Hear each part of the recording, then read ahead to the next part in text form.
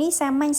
ញងាយស្រួលធ្វើអស់លុយតិចប៉ុន្តែបើថារសជាតិវិញណាគឺធានាថាបាយមួយឆ្នាំងដឹងតែអស់តែម្នាក់ឯងហ្មងអានេះគឺបុកក្តឹបអំពិលជាមួយប្រហុកហើយញ៉ាំជាមួយត្រីអាំងបងប្អូនហើយសម្រាប់ត្រីរបស់ខ្ញុំគឺខ្ញុំមានជាត្រីដែងសម្រាប់ការសម្អាតនឹងគឺយើងដាំទឹកឲ្យពុះហើយស្រោចពីលើវាប៉ុន្តែអត់ស្រោចទឹកយូរណាបងប្អូនស្រោចមួយផ្លែតចាក់ចេញវិញហើយរំអិលរបស់វានឹងគឺកោសចេញមកអញ្ចឹងបងប្អូនបន្ទាប់មកគឺយើងអាចយកទៅអាំងអីបានហើយវាអត់មានក្លិនឆ្អាបក្លិនអីចឹងណាខ្ញុំដាក់អាំងត្រីចោលសិនបាទខ្ញុំមកចាប់ផ្ដើមធ្វើបុកក្តឹបអំពិលជាមួយនឹងប្រហុកឆៅដំបូងគេនឹងយើងបុកខ្ទឹមស 4-5 កាពឹកឲ្យម៉ត់សិនមកហើយបានដាក់ម្ទេសអាចសាត់ម្ទេសនេះដាក់តិចច្រើនតាមចំណង់ចំណូលចិត្តទេហើយសម្រាប់ក្តឹបអំពិលវិញគឺយើងយកណាដែលខ្ចីអត់ទាន់មានគ្រាប់បើសិនជាមានគ្រាប់ញ៉ាំទៅអាចនឹងរៀងចត់អីចឹងទៅបន្ទាប់ពីបុកវាបានម៉ត់ហើយមិនយើងដាក់ប្រហុកច្រាំចូលបន្ថែមទឹកត្រីប្រហែលជា2ស្លាបព្រាបាយប៊ីចេងបន្តិចហើយស្ករក៏យើងដាក់រៀងច្រើនដែរបងប្អូនការបុកក្តឹបអំពិលនេះដែរបងប្អូនខ្លះគាត់ថាដាក់ស្ករទៅឆ្អាបប៉ុន្តែខ្ញុំធានាបងប្អូនធ្វើតាមខ្ញុំបានធានាថាឆ្ងាញ់អត់ជូរខ្លាំងហើយអត់ប្រៃខ្លាំងពិបាកញ៉ាំទៅនិយាយទៅគឺមកឆ្ងាញ់ចូលចិត្តហ្មងនេះគឺខ្ញុំមានបន្លែមានអីញ៉ាំជាមួយដែរបងប្អូនកុំឲ្យថាត្រីសតចឹងទៅបន្ទាប់ពីអាំងត្រីប្រហែលជាកន្លះម៉ោងត្រីបើយើងឆ្អិនមិនល្មមក្តឹបអំពិលក៏ធ្វើហើយ